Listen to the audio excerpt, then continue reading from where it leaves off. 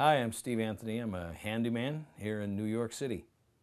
House wiring methods. If you are a homeowner considering adding perhaps a room to a house, or you're doing some upgrading, you have many options available to you when it comes to wiring the house.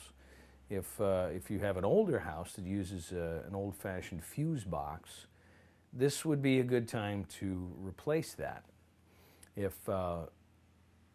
If you are a licensed electrician, then you probably don't need me to tell you how to do this. But if you're not a licensed electrician, I would certainly recommend, if you're going to replace a fuse box with a breaker box, you should definitely have an electrician come in and do that.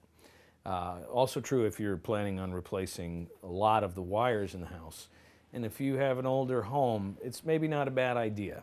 You can determine whether or not this is necessary by undoing a few fixtures. Take a look at some of your light switches, your wall sockets, and if the wire is getting very frayed. And by the way, turn off your breaker before you do this. You don't want to open a live circuit.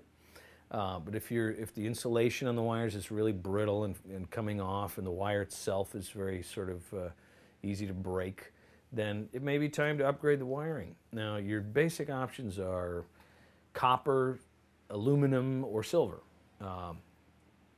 Copper is probably the best bet. It's a very good conductor of electricity. It's probably the best there is, but it's a little heavier, so for longer runs you might consider aluminum, but it does not conduct electricity as well as copper.